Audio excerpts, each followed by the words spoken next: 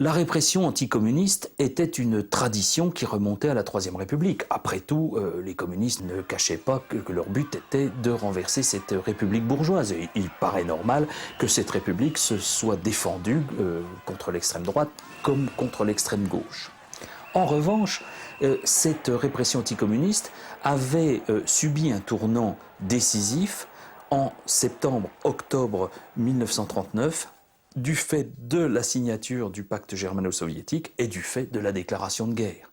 À partir de ce moment, les communistes peuvent être considérés, sont considérés comme les agents potentiels d'une puissance étrangère qui est elle-même alliée à l'ennemi de la France. D'où un certain nombre de décrets-lois pris à la fin de l'automne 1939 qui vont mettre hors la loi les communistes, qui vont permettre de les interner administrativement. Et c'est tout cet arsenal législatif que Vichy, bien sûr, qui déteste les communistes, va utiliser.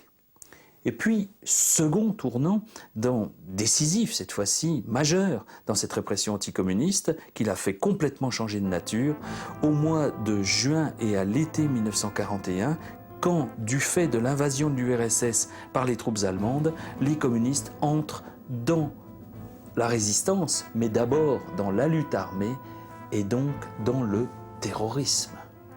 Et cette fois, les policiers français ne luttent pas contre l'anti-France, ils luttent contre des terroristes.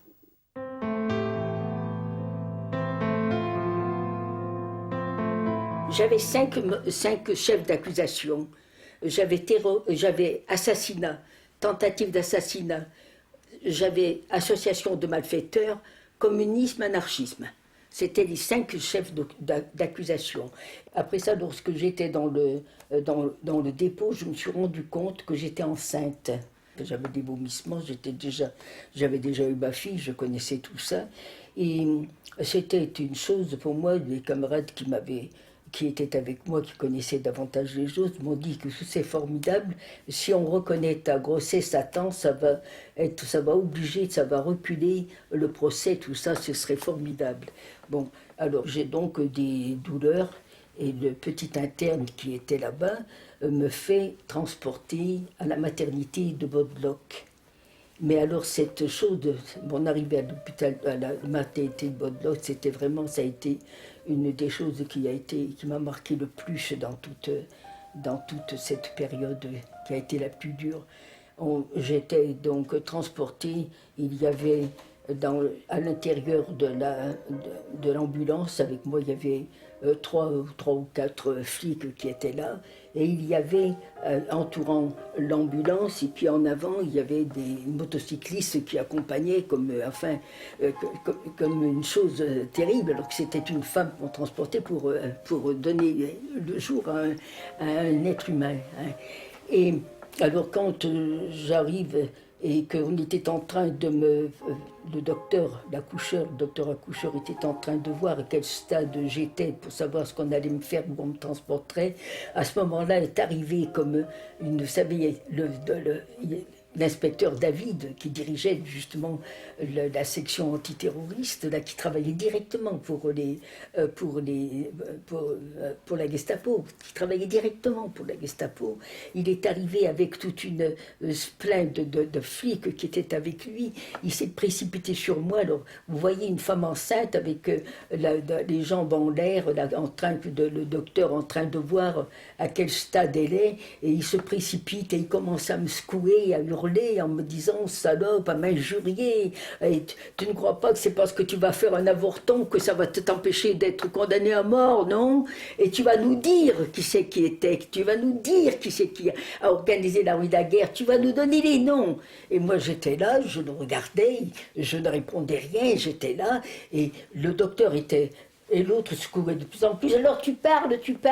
Et le docteur, à la fin, il le prend par les épaules et il dit « Maintenant, partez, vous n'avez rien à faire ici. Vous n'avez rien à faire. » Et il la met à la porte, lui et les agents. Contre ceux qu'on appelle désormais des communaux-terroristes, les différents services de police se sont adaptés et on a vu fleurir aussi bien à la Sûreté nationale qu'à la préfecture de police ce qu'on a appelé des brigades spéciales. Les gardiens de la paix ont des brigades spéciales.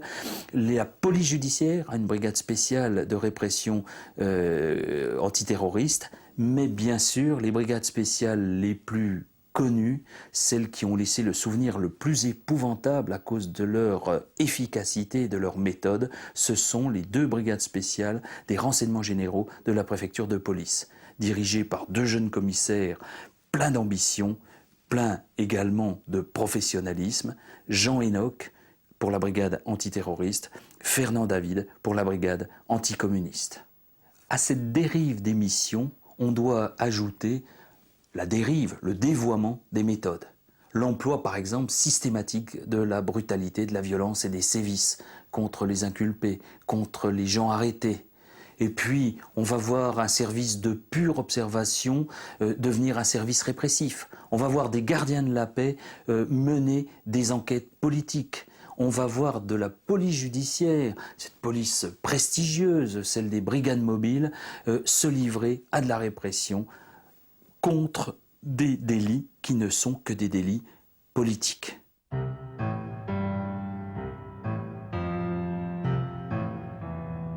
Ma deuxième arrestation, je me suis trouvé dans cette situation d'être arrêté parce que la police avait découvert que j'avais donné une fausse carte d'identité à un terroriste recherché. Là, j'avais donc une équation relativement simple. Je ne pouvais pas nier la fausse carte d'identité. J'ai prétendu que j'avais cherché cette carte d'identité pour moi-même, pour ma propre protection. Et comme le terroriste était un de mes camarades de faculté, je ne savais pas du tout ce qu'il avait fait, mais je savais qu'il était recherché. Je lui avais donné dans l'espoir de le sauver. Ce système de défense m'a valu des rossets pendant une semaine. Bon, je ne dis pas que j'ai eu un mérite particulier à m'y tenir, parce que si je ne m'y étais pas tenu, je ne serais pas là à vous le raconter. À 2 reprises, j'ai été en quelque sorte dégagé de cette pression qui s'exerçait sur moi, pour des choses qui rétrospectivement paraissent assez bizarres. La première, c'est qu'il s'est trouvé, pendant que j'étais entre leurs mains, qu'un de mes camarades a failli être arrêté par un flic ordinaire, et lui a tiré dessus pour se libérer. Alors pendant toute une nuit, mon camarade Vesberger, qui était arrêté dans la même affaire que moi, et moi, nous avons servi de punching ball à ces messieurs qui disaient « Ah, vous descendez les flics maintenant, vous descendez les flics ». Il faut dire que c'était d'ailleurs la première fois qu'un des combattants tirait sur un flic français. Moi, évidemment, j'étais d'accord, je dois dire, qu'il tire. La deuxième chose était, elle, franchement comique, c'est qu'il se trouvait que Vesberger et moi n'étions, à l'époque, étudiants en sciences, et le dernier cours que nous avions reçu en Sorbonne était un cours sur l'émission des ondes radio, un cours de physique sur l'émission des ondes radio, et pendant une trentaine d'heures, on nous a tabassés au cri de « Où est le poste émetteur? Tu vas nous indiquer le poste émetteur ?» Bon, et nous essayons en vain de dire, mais demandez au professeur, j'ai oublié le nom du professeur, vous verrez bien que c'est un cours purement théorique. Ah, oui, le plan. Là-dessus, au bout d'une semaine, on m'a amené au dépôt. On m'a amené parce que je tenais plus debout. Et c'était une des choses les plus ahurissantes de la période, c'est que aux brigades spéciales, si c'était pas encore la torture, heureusement, le début de 42, si vous voulez, c'était encore les coups de poing. Bon, après, c'est devenu pire, mais enfin, disons que c'était encore, gardait encore certaines limites. Mais on nous amenait au dépôt, où là, c'était extravagant, parce que tout d'un coup, tous ces gens, pas seulement moi, mais d'autres qui étaient arrêtés, etc., dans les mêmes conditions, et qui devaient être au secret, nous nous sommes trouvés ensemble. Gardés par des flics français, mais pas des inspecteurs, des flics des rues, qui laissait passer. Donc, et on a passé, Vesberger, Frémont et moi, nous avons passé 3 mois au dépôt, parce qu'heureusement pour nous, les Allemands ne savaient pas quoi faire de nous, et d'ailleurs se sont débarrassés de nous avec des peines administratives. quand j'étais entre les mains de la brigade spéciale, ce qui me frappait le plus, c'était qu'ils n'arrêtaient pas de me dire « Tu nous craches pas ce qu'on veut, mais tu le cracheras à la Gestapo, tu nous feras passer pour des imbéciles, tu nous feras passer pour des cons. » Et ils me tabassaient de plus belle. Et il y avait cette espèce chez eux de presque une gloriole vis-à-vis de la Gestapo, de vouloir montrer que, bon, ils étaient des gens efficaces, qu'ils étaient des gens qui savaient faire leur métier. C'était dans leur discours, entre leurs coups, et ça revenait comme un discours. Des gens de la brigade spéciale, bon, j'ai vu le commissaire David, qui était là, mais avec qui il n'y a pas eu de rapport. Il y avait un de ses adjoints dont j'ai oublié le nom, mais qui a été fusillé avec lui à la Libération. Parce que je suis rentré de Mauthausen pour apprendre que le dirigeant de la brigade spéciale avait été fusillé. Et je dois dire que je ne peux pas dire que j'ai eu des rapports, parce que ces gens ne m'interrogeaient même pas, me tapaient dessus. Dans une période où tous les repères se brouillent, où l'ambiguïté règne en maîtresse, comment les policiers peuvent-ils faire la part des choses au début d'une enquête, alors que des truands authentiques, armés par les Allemands, dotés de grosses voitures, d'essence, paradent au 36 quai des Orfèvres, se promènent avec d'authentiques cartes de police, pendant que des pères tranquilles, des instituteurs, des étudiants braquent pour financer la lutte patriotique et la résistance des banques et des bureaux de poste.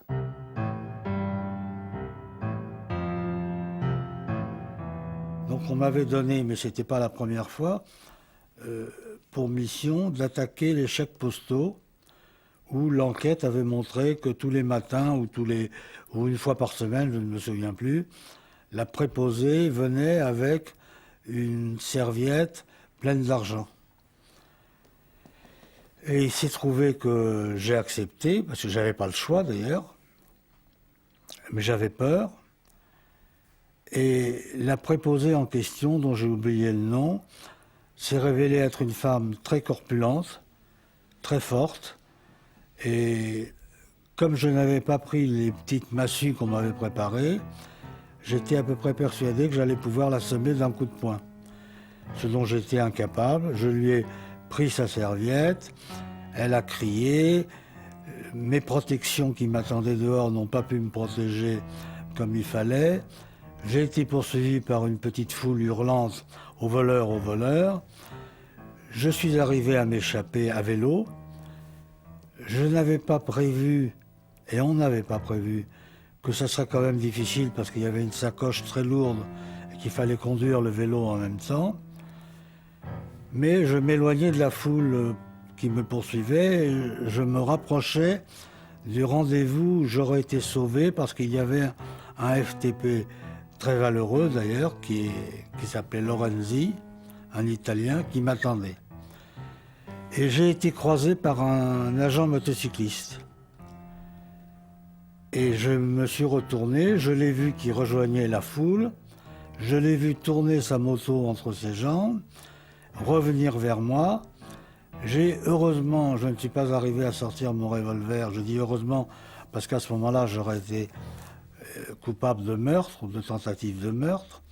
Et il m'est rentré dedans et il m'a cassé la figure parce que j'étais un voleur. J'ai donc été arrêté comme ça et j'ai été emmené au commissariat où j'ai été un peu tabassé comme un petit voleur. Et je me souviens que les policiers m'ont dit « Pourquoi tu as fait ça ? C'est parce que tu as une maîtresse. » Et voulant anoblir mon acte, j'ai dit non, c'est pour aider ma mère. Donc je suis resté dans la confusion pendant 24 heures au moins, non, au plus, parce que la consigne que nous avions était de ne pas donner nos adresses pendant un certain délai. Et sur ce est arrivé un commissaire élégant, jeune, qui m'a donné une paire de taloches assez violentes et qui m'a dit « Toi, tu es un petit juif de Paris ». Je m'appelais Cabanel et j'étais de Montauban. Et ils ont très vite vérifié que ça n'existait pas. Donc ils m'ont interrogé un peu plus violemment et j'ai donné mon adresse et mon identité. Ils sont allés dans ma chambre, et contrairement à ce à quoi je m'attendais, parce que j'espérais qu'elle avait été nettoyée par mes camarades, ils ont trouvé des grenades, des revolvers, et malheureusement déchiré en petits morceaux, dans la salamandre, un papier où se trouvait l'adresse de mon frère, qui t'ont donc arrêté suite à cette erreur que j'ai faite. Donc ils m'ont classé à ce moment-là en terroriste.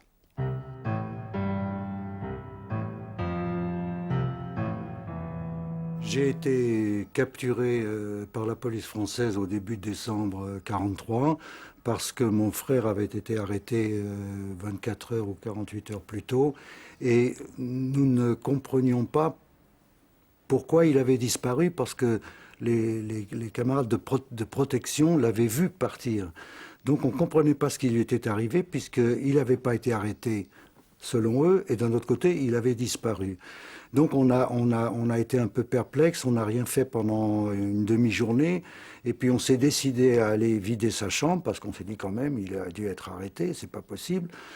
Et je me rappelle très bien qu'en arrivant à l'entrée de la rue de sa chambre, sa logeuse est venue au-devant de nous, elle ne nous connaissait pas, elle ne m'avait jamais vu, mais elle nous a, comment dirais-je, en quelque sorte identifiés. Et elle nous a dit, si vous venez voir votre ami, il est parti en voyage. Donc ça voulait dire qu'elle nous avertissait que la perquisition avait déjà eu lieu. Bon. Le soir, moi je devais... le lendemain, j'avais une action à faire. Donc le soir, je rentre chez moi. Comme d'habitude, j'éteins le piote de mon vélo à l'entrée de la rue et je rentre chez moi à pied, dans l'obscurité. Et j'ai pas eu le temps de comprendre ce qui m'est arrivé. J'ai été assailli, ceinturé, menotté aux mains et aux pieds. Et j'avais sur moi une grenade et un revolver qu'on venait de me remettre pour l'opération que j'avais faire le lendemain. Et chez moi, ils ont trouvé aussi une autre grenade, enfin des papiers, enfin bon. Donc j'ai été capturé. Et avec mon frère, nous avons subi 18 jours d'interrogatoire. On n'a pas été torturés, il faut le dire tout franchement, mais c'était très pénible parce qu'on était assoiffés et affamés. Et les policiers français avaient l'air de faire leur boulot, simplement leur boulot, le mieux possible, sans avoir un seul moment notion à nos yeux de ce qu'ils faisaient. Ils faisaient leur boulot. Et leur boulot consistait à recueillir le plus de renseignements possible sur notre organisation de manière à faire un travail de collaboration le plus efficace possible. Bon. Finalement, ils n'ont pas obtenu de renseignements, mais le troisième de nous trois, c'est-à-dire celui qui n'était ni mon frère ni moi, qui était étranger, a été très tabassé. Et je pense qu'il y avait, de la part des policiers, je pense que c'était évident, une espèce de mépris pour des métèques, qu'ils n'avaient pas pour mon frère et moi, qui étions... moi, j'étais blond, rouquin, je n'avais rien à métèque, voilà. Dans cette mission antiterroriste, il faut bien le dire, la police française, les services policiers français, à commencer par les brigades spéciales des renseignements généraux, ont été d'une efficacité terrible. Depuis l'automne 1941 jusqu'à l'automne 1943, par des filatures très longues, méthodiques, extrêmement bien menées, la police française va systématiquement décapiter les organisations de combat, les organisations terroristes du Parti communiste. Le coup d'éclat le plus tristement célèbre des brigades spéciales de la préfecture de police, c'est l'arrestation à l'automne 1943, après des mois d'enquête et de filature extrêmement compliquées, de l'état-major des FTP Moy de la région parisienne, des francs-tireurs et partisans de la main-d'œuvre immigrée, Manoukian, Epstein et tout le groupe que l'affiche rouge utilisée par les Allemands à des fins de propagande en février 1944 va immortaliser en même temps que le poème d'Aragon.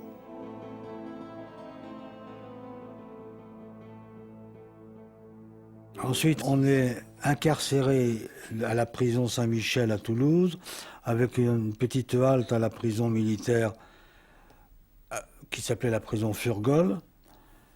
Et puis nous passons 5 ou 6 mois, ou 7 mois, ou 8 mois à la prison, où nous assistons à 6 ou 7 exécutions de Français, ou d'Italiens, ou d'Espagnols, condamnés par les cours martiales de la milice et fusillés par des pelotons français. En dépit de l'efficacité des policiers, en dépit de la loyauté de la majorité d'entre eux, en dépit des gages que donne depuis le printemps 1942 le nouveau secrétaire général à la police, René Bousquet, au cours de l'année 1943, on sent que les Allemands préféreraient à des policiers à leur sens trop scrupuleux de la légalité, trop mous dans la répression, un corps qui présente beaucoup d'affinités avec la SS, comme l'a écrit Himmler, c'est la milice française. Et donc, Joseph Darnand, chef de la milice, devient secrétaire général au maintien de l'ordre, il deviendra bientôt secrétaire d'État au maintien de l'ordre, et on voit des miliciens se substituer aux policiers à tous les postes de responsabilité dans la répression.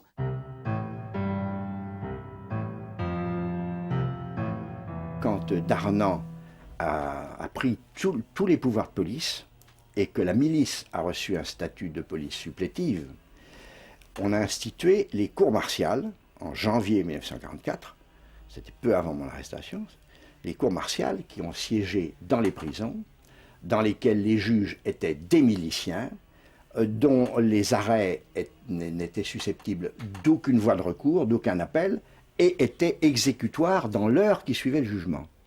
J'ai, comme tous les gens qui se trouvaient dans cette prison de Limoges, assisté par les oreilles au fonctionnement de ces cours martiales. La première fois, nous ne savions pas ce qui allait se passer, mais on a compris qu'il arrivait quelque chose quand, à 11h du matin, on a distribué ce qui était pompeusement appelé la soupe, une espèce de gamelle d'eau tiède dans laquelle flottaient quelques gros gâteaux de légumes, et qu'on a fermé la double porte qui, dans la journée, restait ouverte pour faciliter le service. On l'a fermée comme pour la nuit, et les détenus qui étaient employés au service ont été remis dans leurs cellules. À ce moment-là, la prison devient une espèce d'énorme oreille. Sur le coup de 1h30 de l'après-midi, on a entendu sonner. J'étais dans le bâtiment qui est pratiquement au-dessus de l'entrée, donc on entendait très bien. On a sonné, le gardien a ouvert la grande porte et on a entendu entrer un camion. La porte s'est refermée. Un peu plus tard, on a sonné de nouveau. On a entendu rentrer une petite troupe qui marchait au pas. Et un quart d'heure ou 20 minutes plus tard, on a sonné de nouveau. Cette fois, on a ouvert que la petite porte. On a entendu le pas de 3 messieurs qui entraient. C'était les 3 miliciens qui allaient faire les juges. Ensuite, on leur a amené dans le petit parloir des avocats que nous connaissions tous, on leur a amené un par un les 3 malheureux garçons jeunes qui avaient été arrêtés, dans le maquis, en général par la milice, parfois par les GMR, peut-être, je ne sais pas, mais en tout cas souvent par la milice, qui a fait des opérations punitives dans le maquis. Et ça durait très peu de temps. On les entendait ressortir. À ce moment-là, ces garçons écrivaient leur dernière lettre, car ils venaient d'être condamnés à mort. En sortant, ils criaient « Adieu les copains ». Ils chantaient la Marseillaise. Ils ont tous chanté la Marseillaise. Certains ont chanté aussi l'Internationale, mais tous ont chanté la Marseillaise. Et vous savez ce qui s'est passé récemment à propos de la Marseillaise? Ça m'a obligé à me souvenir de ces Marseillaises. On ne peut pas les oublier, vous savez. Et puis, on les a fusillés, un par un. On a entendu le peloton d'exécution. C'était la petite troupe qui était entrée, qui était composée de gendarmes français ou de gardes mobiles. Et puis ensuite, ils repartaient. On a entendu le coup de grâce. On a entendu clouer les cercueils, qui est arrivé dans le petit camion, arrivé le premier, bien avant les juges. Et puis on les a ensuite emmenés. Et un peu plus tard, l'aumônier de la prison, qui s'appelait l'abbé Remlinger, était un myope avec des lunettes énormes, est passé dans toutes les cellules, il avait les larmes aux yeux. Et il est passé, nous serrait les mains à tous. Ça, c'est des choses qu'on n'oubliera jamais. Je dois dire avec regret que les miliciens qui ont siégé dans ces cours martiales n'ont presque pas été identifiés, presque aucun. Et les quelques-uns qui l'ont été ont sauvé leur peau. Si, comme on vient de le voir, les policiers français ont clairement transgressé dans le domaine de la répression politique les barrières déontologiques de leur profession, ce sera bien pire dans une mission totalement inédite pour la police française, qu'est la répression raciale.